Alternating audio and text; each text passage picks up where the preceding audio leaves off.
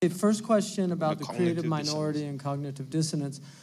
Creative minority is an idea that came, as far as I know, I have one of the real experts here, Dr. Omar Abdullah Farouk, because he knows Toynbee much better than I do, but I read the abridged version, he read the long version. But Toynbee argues that societies rise and fall based on how they address the challenges that face them. And he argues that when they have a creative minority that is able to present to them solutions to the challenges that face them, they're able to address those challenges and overcome those challenges. And then they'll be faced by a new set of challenges. This is the nature of the world. And so he makes this argument that it's very important for a society to have this creative minority. Now, one of the tragedies of a lot of modern society is the idea of elitism, that somehow intellectual elitism is seen as a negative thing, that we're all equal.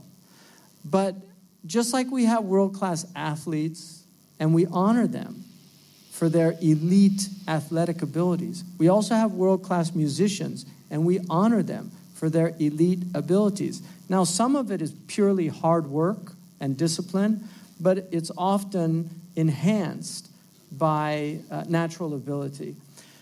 Very often we fail to honor intellect in a society. In fact, because of envy, which is a major problem in the Islamic tradition, and envy was one of the concluding remarks of the Quran. People of intellect are often envied for the gifts that God has given them. And so other people will try to keep them down or they'll attack them. And Kierkegaard said that people will admit a felonious crime before they will admit to envy. Envy is a real problem in societies. Cream should rise naturally, but homogenization basically shakes it up so that the cream is not allowed to rise. And so it's very important to allow people to flourish intellectually and to honor that intellect.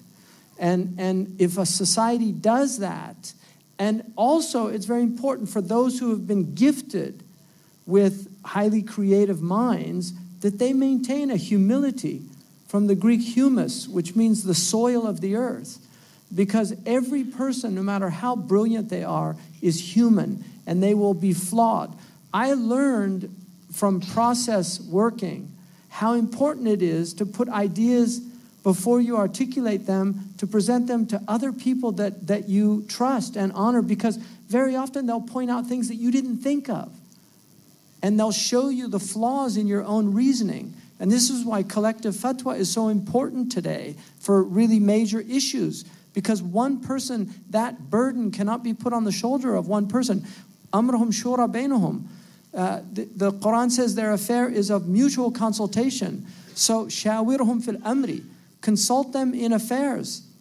And then once you decide to do it. But consult people. The Prophet said, ma khaba min istishar. He will never be destroyed or fail, the one who takes the counsel of others. And shara yashuru is a beautiful word in Arabic. It means to take honey from each of the combs in a honeycomb.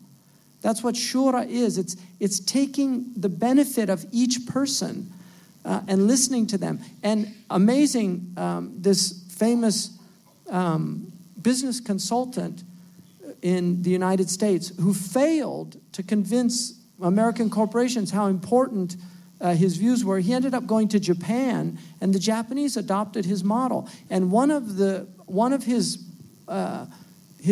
points was to allow even the lowest employees to advise.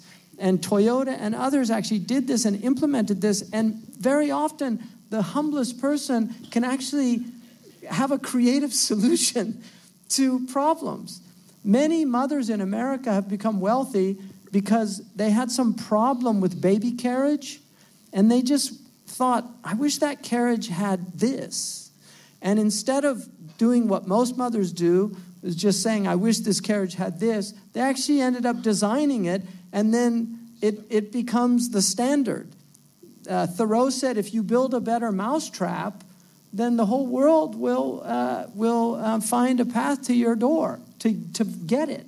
So creativity is very important. Now, in terms of reimagining or even imagining a future, you don't need to reimagine it.